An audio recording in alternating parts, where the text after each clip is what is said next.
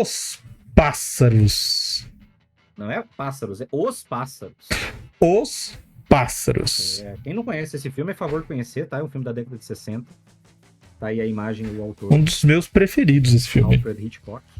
E eu vou sintetizar da melhor forma possível. É um filme que se passa numa ilha na Califórnia. É um filme que tem pássaros. Pronto. Exatamente. E existe um motivo, pra mim, pelo qual esse filme é um clássico do Hitchcock. Porque no filme, as pessoas estão lá numa ilha, eles estão um casal, tá começando a se conhecer, o cara tem problemas com a mãe e tudo mais. E aí, do nada, os pássaros começam a atacar as pessoas da cidade. Começa com uma gaivota atacando a cabeça da mulher, depois os passarinhos vão ali e atacam uma criança. Juntando na praça, fica quitando de passarinho junto. Exatamente, até que chega um ponto em que você começa a ter revoada atrás de revoada tentando invadir uma casa, os pássaros se jogando na janela, enfim, um negócio meio caótico. Por que eu gosto tanto desse filme? Porque ele não explica. O filme acaba e você não tem a mais vaga ideia, e ele não se dá o trabalho de explicar por que caralhos os pássaros estão fazendo isso. O filme começa com uma história normal, sobre relacionamentos, tá lá, as relações humanas, e ele vai gradualmente se tornando inexplicável e dramático, e tenso, e crítico. E as pessoas não têm como reagir, assim, né? Você tá falando um filme ambientado nos anos 60, as pessoas estão tentando só correr, elas se escondem dentro de uma cabine de telefone, é uma cena clássica, e ficam os pássaros batendo na cabine, os pássaros quebram, conseguem furar o telhado, estão no sótão da casa. Então, assim, depois o Hitchcock vai falar numa entrevista que ele se inspirou num episódio real que aconteceu, envolvendo pássaros que tinham tido uma intoxicação, uma alga. Acho que na Noruega era uma parada do lugar frio. Pois é. E aí ele se inspirou nisso. Mas é uma explicação paralela. Ele fala, não, os pássaros estavam atacando porque as pessoas estavam contando com a natureza como uma coisa garantida, não sei o que, mas assim, é uma explicação dele como diretor. O filme não explica isso. E eu acho que esse é um elemento muito forte de terror. Jesus falou mais cedo. O desconhecido assusta. Então, assim, se você explica o que é algo, como é que aquilo surgiu, como é que aquilo é causado, como é que você lida com aquilo, isso foi feito dessa maneira e pode ser desfeito dessa maneira. Tudo isso reduz o medo, reduz o terror. Você sabe como lidar com uma ameaça. Se você não sabe, né? Como é que é o Batman? Se isso sangra, isso pode ser morto. Entendeu? Só que, se você não sabe se isso sangra, se você não sabe como aquilo funciona, isso gera uma sensação de impotência. A sensação de impotência é uma coisa muito poderosa. Ela causa um medo muito intenso. É um fator de medo. Então, assim, esse é um elemento que você pode incorporar, mas aí eu faço uma ressalva um pouquinho a partir do que o último tá falando, que tem uma linha tênue da informação de mais, informação de menos, mas nesse caso é de que a sensação de impotência é uma retirada do poder de agência. Assim como a gente falou lá sobre magias, falou sobre banimento, e a gente falou, banimento é uma merda. Seu personagem tá banido, você vai passar 10 rodadas de combate sem poder agir. E aí isso é um saco pro jogador. Aqui pode acontecer a mesma coisa. Se o grupo tá com um desafio enorme, tá precisando lidar, e ninguém tem a mais vaga ideia do que fazer, rapidamente essa impotência começa a virar um desamparo, que o Jovelino comentou. Começa a virar é um niilismo, tipo, vamos todos morrer, foda-se. Não tem o que fazer. E aí, do jeito que começa, também termina, né? Começou o evento e terminou o evento, e aí? Então, assim, se for alguma coisa rápida, você tem um fator de medo. Mas se aquilo ali se prolonga um pouco, essa impotência, você corre risco de estimular demais. As pessoas abandonarem perspectiva, abandonarem a esperança e falar, cara, a gente não sabe o que fazer, a gente vai só morrer. A gente vai só se entregar, porque não tem o que fazer. Aí você fica, mas todas as informações que vocês precisam estão aí, cara, tá na mão, vocês conseguiram, é só vocês deduzirem. Mas a gente não conseguiu, então agora a gente, infelizmente, vai abraçar o caos e vai morrer. E cenários de terror geralmente tem uma saída que é meio que isso, vão abraçar o caos e vão morrer.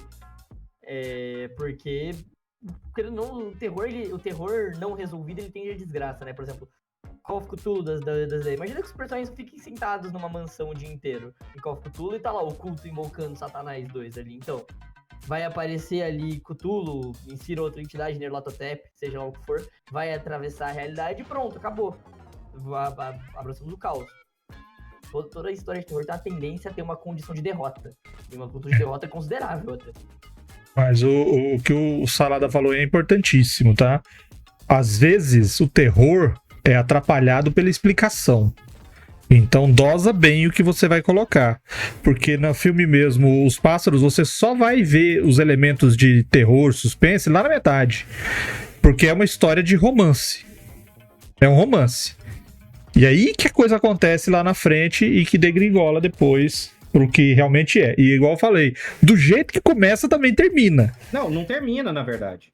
É, porque assim, termina. os pássaros lá, taca do nada e para. E aí no final a galera vai sair da cidade e tá os pássaros todos parados, assim, enfileirados em postes. Tipo, e aí? Vão Vigiando os atacar? caras, E aí o rádio fala que em outra cidade começou a ter ataque igual e tal. E acaba o filme, ninguém se dá o trabalho de falar por que eles fizeram isso.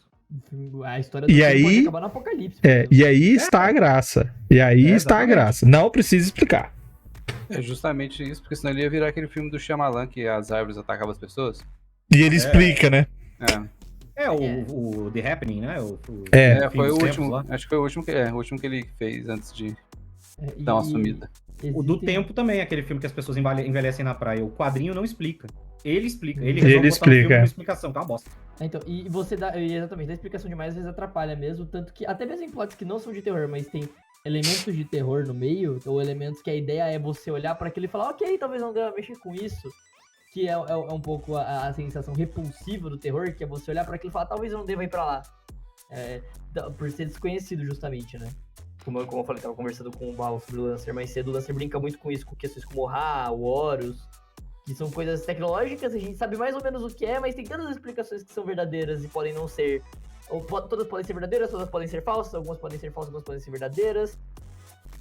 Depende puramente da interpretação. E você dá explicação demais, tira um pouco da graça disso, sabe? Tira um pouquinho da mística por trás, vamos dizer assim. Exatamente. Vamos prosseguir para o próximo, porque o próximo é meu, um dos meus filmes favoritos. Hack. Hack foi uma surpresa incrivelmente agradável para mim, porque me falaram desse filme, que é um filme de terror bom. Aí eu fui assistir, aí eu falei assim, cara, é um filme espanhol? Ah, não, filme espanhol, caramba. Aí vou lá, câmera na mão, filme de câmera na mão, putz, cara, agora... Ibérico, hein? Preconceito de câmeras ibéricas, Nossa, velho. agora Fall de Foot, nossa, vai ser ruim demais. Comecei a assistir. Cara, que filme bom. Um dos melhores filmes de zumbi que eu já tive o prazer de assistir. Hack, ele trata a história de uma maneira tão rápida, tão simples e tão verdadeira. As coisas vão acontecendo, igual o Marcelo fala, vai de 0 a 100 muito rápido. Uma repórter está fazendo um daqueles programas de madrugada, acompanhando polícia, acompanhando bombeiro, acompanhando ambulância. Ela está acompanhando a equipe de bombeiros para mostrar a noite, né, a madrugada do corpo de bombeiros. E eles são chamados para um prédio para socorrer uma senhora que está com problemas. E eles vão. Chegam lá, os bombeiros vão lá arrumar as coisas para ajudar a senhora, entra para salvar a senhora, e eles lá fazendo tudo, e ela filmando e comentando, programinha de TV. Na hora de sair, eles não conseguem sair porque o prédio está fechado. E aí começa a história. Primeiro, por que o prédio está fechado? A polícia fechou. E aí acontece um ataque lá dentro. E aí eles estão presos nesse prédio e descobre-se que tem zumbis lá dentro. E eles não conseguem sair, porque logo na sequência o controle de doenças federal já isolou o prédio e tacou plástico em tudo. Principalmente, cara, é o seguinte, eu acredito particularmente que uma ameaça zumbi não prolifera, não prospera. Não prospera. Porque todas as histórias em que tem zumbis, ela só vai pra frente se a pessoa não sabe o que é zumbi. Porque aqui no Brasil, qualquer casa tem muro e você se protege. Em qualquer lugar de sã consciência, você se isola e você se protege. E lá acontece isso. O primeiro caso, pô, a pessoa atacou, a polícia já tinha isolado, e em questão de meia hora, o controle de doenças já estava lá. Ou seja, já descobriram que são zumbis. Só que você que está ali dentro, com o pessoal lá de dentro, não sabe. Só vai descobrir depois. Então ele é muito fechado, claustrofóbico, muito intenso e com explicações muito boas dos acontecimentos, que é uma coisa que falta em muito terror. Você tem uma noção clara do que está acontecendo e da progressão do que está acontecendo. E ainda com a graça de no final ainda ter um plot twist que é legalzinho, que é bom de verificar. Tem a continuação, Hack 2, que é razoável, é uma galerinha que tá do lado de fora do prédio, uns adolescentes estão do lado de fora do prédio e que querem saber o que tá acontecendo lá dentro, por que foi isolado. E eles entram antes do controle de doenças chegar, eles entram quando a polícia tava isolando. Tio Lu, Bem-vindo. World War Z tem bons zumbis. Fazem sentido, sim, Então, sim. Tio Lu é quem me emprestou isso aqui, aliás. Olha lá, hein? Fiquei sabendo que o Joverino roubou sua fantasia. Roubei. Bora roubei lá. Muito. Então, assim, o Hack 2 é a galerinha. Valeu, tio Lu, por seguir. Então, no Hack 2, a galerinha entrou. Então, eles têm uma outra história. Eles participam da mesma história, mas nos bastidores. E isso é bacana. E tem o Hack 3, que é explicando de onde surgiu, só que é muito ruim. É muito ruim. Que a história é que aquela velha tinha um cachorrinho. E era o cachorrinho que era o problema. O cachorrinho tinha mordido um veterinário. A velha tinha ido num casamento, tinha acontecido uma treta no casamento, o cachorro mordeu alguém que estava infectado, ele adoeceu, essa velha levou o cachorrinho no veterinário, o cachorrinho atacou o veterinário, e aí quando ele voltou para casa da velha, e ele atacou a velha, os médicos atenderam o veterinário e descobriram que ele era zumbi. Então eles já falaram tudo e já isolaram a casa da velha, ou seja, o primeiro caso que foi selecionado lá já deu a resolução. Eu aconselho e assistam. Depois vem falar pra nós o que vocês acharam. O pessoal tava criticando aí, mas é porque em 2007 não tinha a Espanha não tinha um conhecimento tão vasto, né? A gente não conhecia tantos cinemas de terror espanhóis muito bons. Né? Tinha muito drama. Espanhol tem uns filmes de drama muito bom. Fizeram depois da versão americana que foi bem ruimzinho, né? O Quarentena. Acho que eu já ouvi falar desse. Esse é muito ruim. Tem um outro que eu esqueci o nome agora, acho que é que ele não é essa vibe do Hack, ele é... Não é Grave, é Grave alguma coisa, é Grave Encounters, acho que é o nome. Que ele brinca com a ideia de found footage também, que é bem interessante, mas ele brinca com uma coisa mais fantasmagórica e menos biológica, vamos dizer assim. Tudo que os Estados Unidos vai fazer remake, cara, não dá certo, não. A chance de dar ruim é muito grande. É muito grande. Vamos prosseguir. Watcher in the Rain. Esse é o meu. É um que tá aqui no meu coração porque é recente. É recente por causa do meu vício em audiodramas e audiobooks recém-adquirido. Eu comecei a ouvir muito o audiobook do universo de Warhammer 40k. E o audiodrama Watcher in the Rain pegou por ser um audiodrama, 1, de terror, 2, ele só dura 1h30. Eu falei, como é que você consegue instaurar terror em alguém em 1h30? E nunca senti tanto medo de trabalhador do poupa-tempo na minha vida. Efetivamente. Território de spoilers, se vocês quiserem ouvir um audiobook um audiodrama de 1 hora, então, tipo, vocês vão perder 1 hora da vida, então vai território de spoiler a partir daqui. E eu vou tentar um pouquinho de contexto. Um planeta está sendo evacuado porque está vindo uma Warp Storm, uma tempestade que vai durar ali uma chuva torrencial de dias imparável que vai eventualmente soterrar o planeta. Não, esse seria, vai inundar o planeta inteiro, por completo ali. Soterrar de água. Soterrar de água, que eu esqueci a palavra inundar por um breve momento, mas enfim.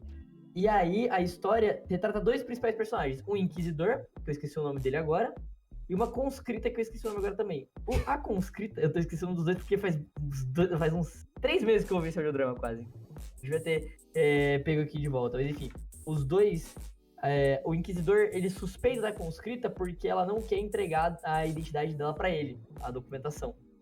E aí, na hora que ele suspeita, a conscrita, no caso, ela trabalha num lugar chamado Adepto Administratum. E pra quem não conhece o universo de Warhammer 40k, a humanidade rege milhares de mundos, milhões de planetas na base do papel e caneta. Não existe Excel no universo de Warhammer.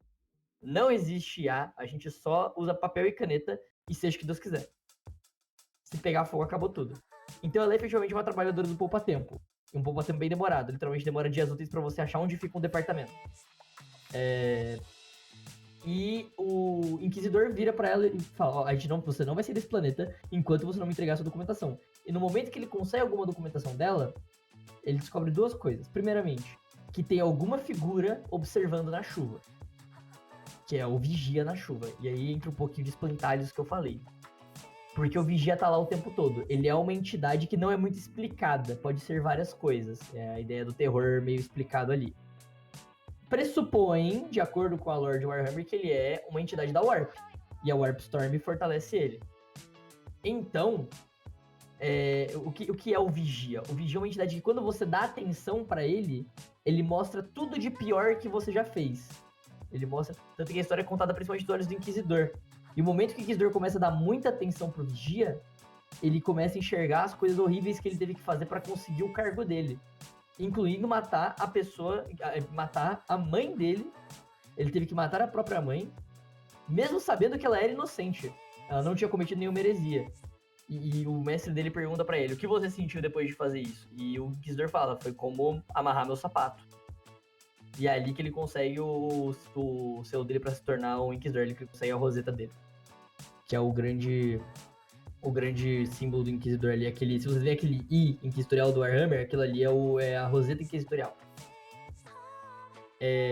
Então, a conscrita sempre fala, toda vez que alguém fala, não, tem alguma coisa ali na chuva, ela não dá atenção, ela fala, não tem nada ali, não, você tá maluco, não, você tá maluco. E quando eles finalmente conseguem escapar do planeta, depois de muito conflito e quase morrerem afogados e encontrarem trabalhadores malucos do poupa-tempo, efetivamente, porque trabalhar na administração é um negócio que pesa muito na mente da pessoa, se descobre que além dela ela deu um misfile, eu não sei qual seria a tradução certa, mas ela mandou uma coisa de papelada errada e isso ocasionou em aproximadamente 1000 mortes, porque no Império é tudo assim, é aquele meme do dominó pequenininho do dominó grandão, uma coisa, você escreve um papel errado, causa 1000 mortes no planeta em outro sistema ali a segundos anos de você. E o Watcher in the Rain, você descobre que ela fez isso com vários outros documentos de propósito. E no final dessa história, eles são encontrados por uma nave do Astra Militarum, né, da Guarda Imperial, que recebeu rações podres desses documentos errados enviados pela conscrita. Então, e eles estão devorando os próprios tripulantes, mas tem poucos tripulantes na nave. Então, os guardas, eles interceptam a nave, a gente é da Guarda Militar, tal, pelotão tal. E aí, no final, eles desligam o rádio com a nave que tá conscrita e o corpo do Inquisidor, né, que falece no final da história. E falam, não, então, só levem os corpos pra cozinha. A gente não faz ninguém perceber os corpos, porque a gente vai ter carne hoje pra comer. Eu contei um pouquinho o Butcher de história, porque tem muita coisa que acontece nesse meio tempo. Tem aparições do Vigia, tem como eu disse, tem a galera do Administratum que enlouquece por causa do trabalho incessante. Então a gente tem vários espantalhos ao longo da história que tiram a atenção da principal antagonista ali do momento, que é a conscrita. Que, se eu não me engano, é essa moça que tá aí no centro aí da capa, é a representação dela, que ela usa essas hobbies. E tem o Vigia, e o Vigia, quando ela presta atenção no Vigia, ela consegue ver toda a desgraça que ela causou, de propósito, porque ela só queria ter a sensação de controle. É uma pessoa que foi destruída literalmente pelo próprio trabalho incessante e só queria ter uma própria sensação de controle sobre a vida alheia. Então ela começa a fazer esses files de propósito, começar a enviar ração podre, começar a enviar respiradores que estavam tendo problema para planetas que têm atmosfera zoada, e assim vai. Então é isso que eu gosto do Watcher in the Rain como inspiração, porque ele tem esse terror em que o grande vilão tá o tempo todo na tela e você só descobre, na tela no caso no seu áudio, né? E você só descobre quem é esse grande vilão no final da história. É o que o Salada falou do Homem que Adorava Flores. Que o terror inteiro, um audiobook de 1h30, é um audiodrama de 1h30, e o horror inteiro da conscrita e do Astra Militarum ali no final se passa em, sei lá, 20 minutos. Tanto que eu lembro que eu fui fazer uma prova de direção e eu tava ouvindo esses últimos 20 minutos esperando a minha vez ali de assistir. Eu acho bacana esse tipo de história. E você tava falando aí do pessoal do Poupa Tempo e Intergaláctico, e eu tava pensando no Pluct Plact Zoom. Só que eu acho que não ia combinar depois que as pessoas estavam se comendo, não, porque ia ficar meio fora do tema. Peraí que agora cortou bastante a sua vez, Vermelho, aqui no Discord. Falando que eu tava falando que você falando do Poupa Tempo Intergaláctico e eu pensando no Pluct Plact Zoom. Pensando assim, poxa, é igual, né? Só que aí quando as pessoas começaram a canibalizar, eu acho que não ia combinar, não. Vamos seguir. Mas é bem isso, tanto que tem um momento que eles estão na Administratum e aí eles falam, não, a gente tem que saber onde fica a Baía das Naves aqui. E eles encontram um dos caras que tá meio biruta ali, que ficou no planeta. E ele fala, não, então, toma aí esse papel, essa senha aqui na fila, vocês vão receber a sua resposta até 3 dias úteis. Cara, é terror burocrático, assim. Terror burocrático. Terror para funcionário público. No Sandman, eu gosto disso porque no Sandman o inferno é descrito basicamente como uma enorme repartição. Né? É que o Warhammer ele brinca um pouquinho, o Quarto que ele brinca com isso porque, né, de novo, a humanidade ela é gigantesca, então tudo que você vai fazer demora no mínimo alguns dias úteis, tanto que tem outras histórias de planetas que são nomeados, demora, sei lá, 5 meses pra sua request do planeta ser vista, 3 meses pra ela ser analisada e mais um mês pra ela ser negada. Bom, vamos pro último, pra última obra, que é não minha obra, né? Minha sugestão, que é um livreto é uma antologia de contos do Ambrose Bierce, chamado Visões da Noite. O bom do Ambrose Bierce é o seguinte, ele é da mesma época do Lovecraft, dessa galerinha que fazia as historinhas de terror bacana, só que ele tem uma descrição muito cinematográfica. Então, são contos curtos, porque eram publicados em jornal na época. E ele é bem sarcástico, ele faz muita crítica à sociedade americana da época, da Guerra da Secessão, daquele período de descoberta do Oeste, daquele período meio de... É uma evolução com cara de coisa velha. Que mesmo para a época tinha gente que estava buscando as coisas mais tecnológicas e novas da Europa, mas tinha galera que estava vivendo ainda no meio do mato, tentando brigar com o índio por conta de terra. Então, assim, ele tem uma descrição muito legal.